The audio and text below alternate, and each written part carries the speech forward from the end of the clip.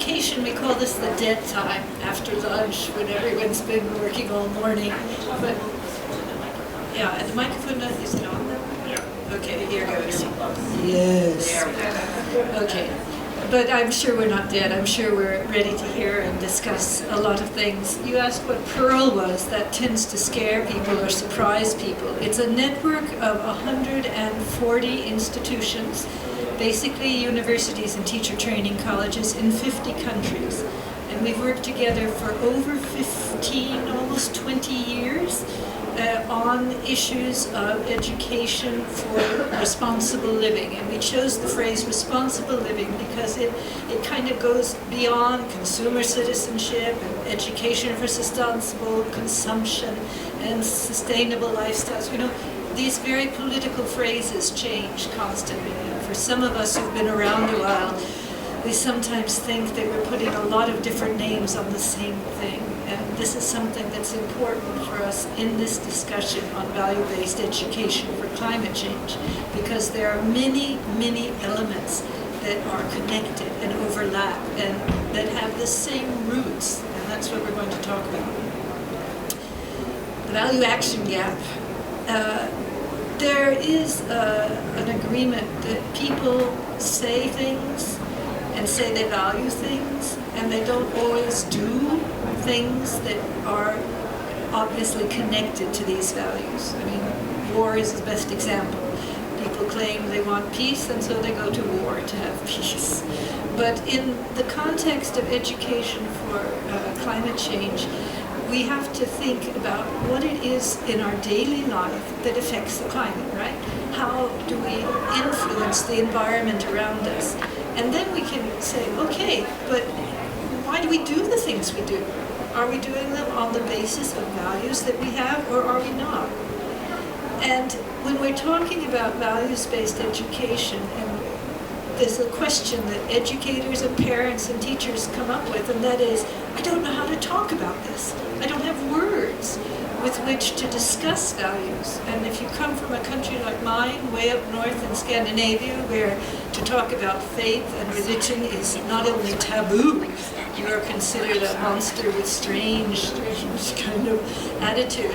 It is very difficult to know how to deal and approach the things that motivate us, that make us behave the way we do, when we don't have a common vocabulary. So I'll mention a few things about how we can deal with that.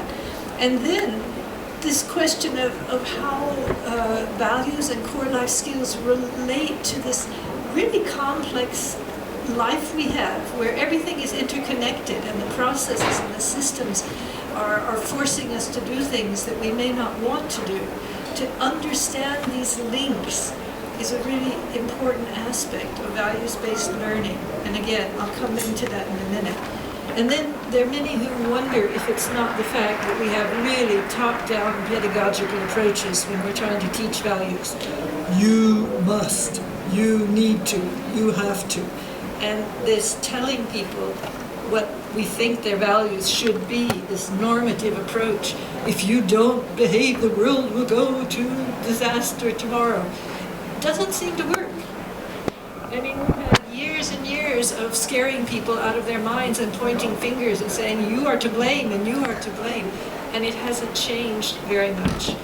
And then there's also this question that I want to come back to a little bit of the conflicting interests that are so deeply embedded in our learning processes and our educational systems that teachers don't even know how to deal with these conflicts in values. Or we have such diverse communities after immigration and cosmopolitization that we don't know how to involve the different participants in the discussion on values, which needs to happen from kindergarten or preschool all the way up to we die. So the question about a lack of a common language. You know that there are, and I don't go into all the details, the fact that values evolve. You know, what people, slavery was accepted. Even what, I hate to tell you, but I'm old enough to remember, my grandmother had slaves. I'm not proud of that, but I mean, I went to school in segregated schools. I remember remember when we had to open the doors and when we got on the same buses. In the bus station, you walked in different doors, the whites and the blacks. I lived in the southern states in the United States at that time. But the point is that values and principles evolve. We have overarching values, we have core values, and we have related values, and understanding what these are and how they affect us is essential. But the interesting thing is, and I'm sure you're all aware of that, is that recently, in the last 2 decades or so, there's been an enormous effort to redefine the values and the language we're using. Just the question of prosperity. If you read the preamble of the Sustainable Development Goals and the way they define prosperity, it's quite different than the way one talked about prosperity in the Millennium Development Goals. And in earlier documents, we've worked a lot to rethink prosperity, which is an interesting document I recommend for you that the Baha'i International Community has written, and other documents and other books.